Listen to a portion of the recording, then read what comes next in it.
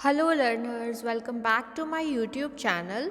And इस video में मैं आप लोगों के साथ डिस्कस करने वाली हूँ जो मैंने यूजीसी नेट कॉमर्स के लिए टॉपिक्स की सीरीज स्टार्ट की है। तो हमने पहली जो यूनिट स्टार्ट की है that is legal aspects of business, और आपके 10 यूनिट्स हैं नेट कॉमर्स में, और सभी यूनिट्स के मैं अलग अलग प्लेलिस्ट बना दूंगी और टॉपिक्स वाइज हम लोग डिटेल में डिस्कस करेंगे ताकि आपकी अच्छे से अच्छी प्रिपरेशन हो जाए। इसके अलावा आप लोगों को पता है नेट कॉमर्स के अलग अलग से जो है हमारी एमसीक्यूज़ की प्लेलिस्ट चल रही है, उसका लिंक मैंने डिस्क्रिप्शन बॉक्स में प्रोवाइड किया है। और इस वीडियो में मैं डिस्कस करूंगी इम्प्लाइड वारंटी के बारे में, क्योंकि पहले वाली वीडियो में हम लोगों ने डिस्कस किया था कंडीशंस के बारे में, उसका लिंक मैंने प्रोवाइड कर दिया है।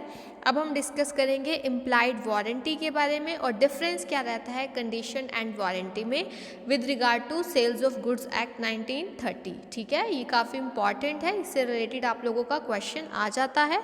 तो हम स्टार्ट करते हैं। एंड अगर अभी तक आप लोगों ने इस यूट्यूब चैनल को सब्सक्राइब नहीं किया है देन यू कैन सब्सक्राइब और बेल आइकन को प्रेस कर सकते हो ताकि आपको मेरे अपकमिंग वीडियोस का टाइमली नोटिफिकेशन मिल सके। ओके, तो देखो हम लोग डिस्कस करने वाले हैं इम्प्लाइड वारंटीज़ के बारे में, लेकिन उससे पहले आपको कंडीशन और वारंटी में क्या डिफरेंस होता है वो पता होना चाहिए।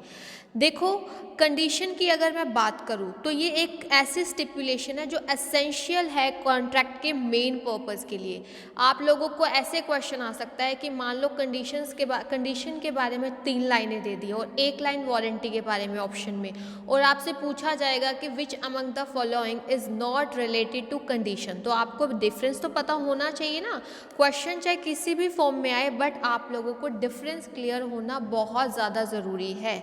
तो एसेंशियल वर्सेस कोलेटरल, जो हमारी कंडीशन होती है वो मेन होती है, जो हमारा मेन पर्पस है कॉन्ट्रैक्ट का उसके लिए वो क्या होती है एसेंशियल, और वारंटी क्या है जो कोलेटरल होती है main purpose of the contract, यानी कि सब्सिडरी कह सकते हैं, सेकेंडरी कह सकते हैं।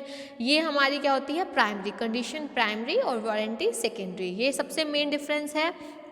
और अगर कंडीशन का ब्रीच होता है तो जो एग्रीव्ड पार्टी है, एग्रीव्ड पार्टी यानी कि सपोज अगर जो बायर है वो क्या कर सकता है कॉन्ट्रैक्ट को टर्मिनेट कर सकता है। ध्यान रखना कंडीशन बहुत मेन होती है, तो अगर ब्रीच होती है तो एग्रीव्ड जो भी पार्टी है वो क्या कर सकती है टर्मिनेट कर सकती है। एक ये डिफरेंस है। जो वारंटी के केस में कॉन्ट्रैक्ट को टर्मिनेट नहीं कर सकते लेकिन डैमेजेस को क्लेम किया जा सकता है। ठीक है, जो भी डैमेजेस हुए हैं, जो भी लॉस हुआ है उसको क्लेम कर सकती है एग्रीव्ड पार्टी, बट कॉन्ट्रैक्ट को तोड़ नहीं सकती। ठीक है, उसके बाद ट्रीटमेंट।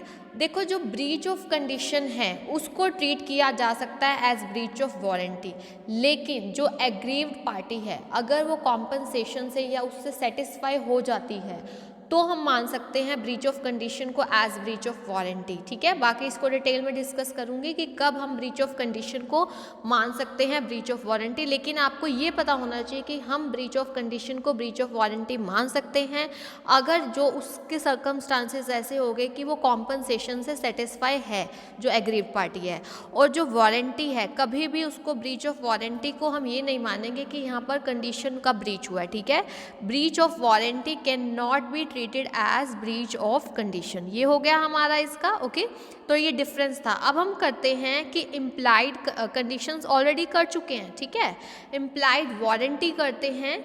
वारंटी मैंने अभी बताया कोलेटरल होती है। ठीक है, तो अब क्या ऐसी वारंटीज़ हैं मतलब जो इम्प्लाइड यानी कि होनी ही चाहिए, जो हम मान के चल सकते हैं, जैसे कंडीशंस की थी ऐसे ही वारंटी। देखिए, सबसे पहली है quiet and peaceful possession. According to section 14(6) जो हमारा कॉन्ट्रैक्ट ऑफ सेल होता है उसमें इम्प्लाइड वारंटी होती है कि जो बायर है अब उसने कोई चीज़ खरीदी है तो उसके पास वो उसका पीसफुल पोजेशन होगा। पीसफुल पोजेशन मतलब वो राइट टू यूज़ और उसको एंजॉय कर सकता है।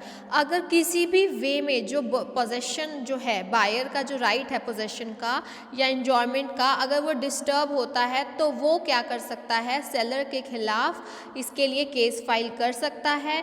और आपको पता है जब वारंटी ब्रीच होती है तो जो सेलर है वो डैमेजेस देगा बायर को। ओके, तो ये चीज़ आप लोगों ने ध्यान रखनी है।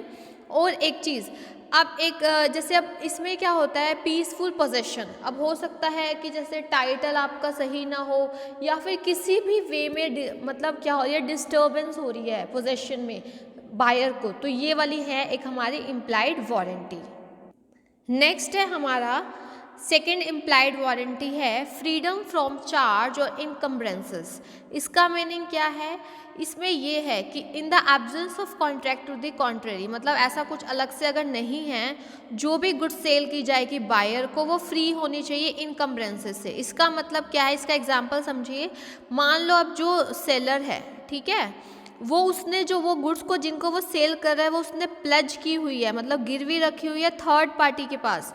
अब थर्ड पार्टी के पास रखी हुई है, इसका मतलब उन गुड्स पे चार्ज था, है ना।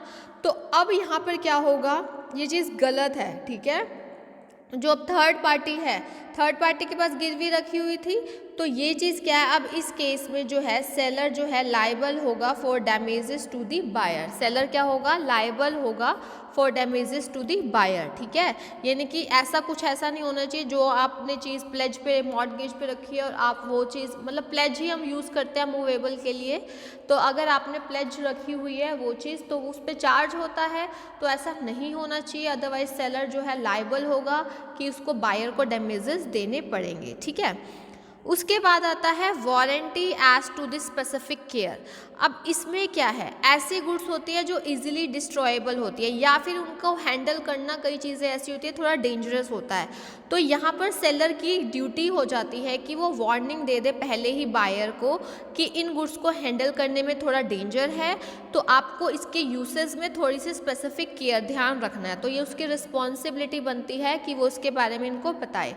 That is the reason why some medicine come with labels. आपने देखा होगा जो मेडिसिन होती हैं वो बहुत ज़्यादा हमारा इम्पैक्ट पड़ता है बॉडी पे, तो वो लेबल्स आती हैं, ठीक है।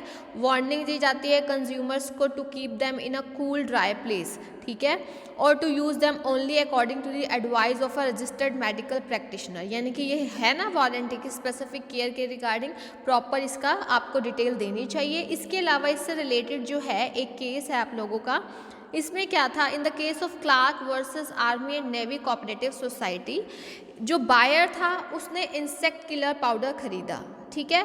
जो सेलर था वो अवेयर था कि जो डेंजरस होगा, अगर जो केन, जिस केन में वो पाउडर है, अगर उसको हम ध्यान से नहीं खोलेंगे तो ये डेंजरस होगा। तो अब ये सेलर को बताना चाहिए था हमारे बायर को, लेकिन उसने नहीं बताया। जो पाउडर था वो जो पर्सन था बायर, उसकी बॉडी पे स्पिल्ड हो गया सारा, जिससे बायर की जो आई है वो, उसकी जो आँख है वो क्या होगी, डैमेज होगी। अब यहाँ पे क्या किया, जो कोर्ट था, held that buyer was entitled to damages, ठीक है। इसमें ये था कि जो कोर्ट ने यही डिसीजन लिया, आपको मैंने बताया वारंटी जब ब्रीच होती है तो जो सेलर है वो लाइबल होता है डैमेजेस किसको देने के, बायर को देने के, ठीक है। इस चीज़ का आप लोगों ने ध्यान रखना है। अगर सेलर ट्राई भी करता है ना अपने आप को एब्जॉल्व करने की इम्प्लाइड वारंटी में, तो भी इसमें उसको एब्जॉल्व नहीं किया जाएगा उसकी लाइबिलिटी में, ठीक है। तो अब आपको पहले वाली वीडियो ज़रूर देखनी है, उसमें हमने क्या डिस्कस किया था, उसमें हमने डिस्कस की थी इम्प्लाइड कंडीशन। अब हमने डिस्कस किया है कंडीशन और वारंटी में क्या डिफरेंस रहता है, और इम्प्लाइड वारंटीज कौन कौन सी है। कौन कौन सी है, quiet and peaceful possession, freedom from charge और एनकम्बरेंसेस, और है हमारा warranty as to the specific care. तो ये वाली चीज़ें साथ के साथ करके चलनी है डिटेल में, और MCQs की प्रैक्टिस तो आप लोगों ने करनी ही करनी है, ठीक है। और अब इसके बाद जो है आप लोगों को, जो भी लोग PGT कॉमर्स की तैयारी अगर कर रहे हैं तो उनके लिए भी अलग से प्लेलिस्ट चल रही है, और कोई भी प्रॉब्लम आती है तो आप लोग टेलीग्राम ग्रुप ज्वाइन कर सकते हैं। उसका लिंक जो है डिस्क्रिप्शन बॉक्स में प्रोवाइड किया गया है, आप वहां पर क्लिक करके देख सकते हो, ठीक है। और आने वाले टाइम में जो है अलग अलग मैं इसकी प्लेलिस्ट बना दूंगी, टॉपिक्स जो भी हम करेंगे डिटेल में करेंगे। और आपको किसी भी पॉइंट में भी प्रॉब्लम आती है या आपको कोई भी टॉपिक में प्रॉब्लम है तो आप मुझे बोल सकते हैं, उस पर भी वीडियो मैं अपलोड कर दूंगी, ओके। टिल देन आपने अच्छे से अपनी प्रिपरेशन करनी है, प्रॉपर फोकस करना है, प्रॉपर टाइम टेबल बनाना है इसके रिगार्डिंग, क्योंकि जब तक आप लोगों का प्रॉपर टाइम टेबल नहीं होगा हर चीज़ के लिए, तो आप जो है देखो देखो नेट काफ़ी लोगों का हो सकता है क्लियर हो, अब कई लोग आगे जेआरएफ की प्रेपरेशन कर रहे हो, ये तभी होगा जब आप एक प्रॉपर स्टार्टिंग से ही अपना एक टाइम टेबल बनाकर चलेंगे। जो आपके वीक है जो सब्जेक्ट उन पे भी अच्छे से करिए, और ये हैं जो आपके स्ट्रॉन्ग है, कई बार बेस हमारा क्लियर नहीं होता है, तो बेसिक से एडवांस लेवल की तरफ आप लोगों ने मूव करना है। Okay, thank you so much, keep learning and have a nice day.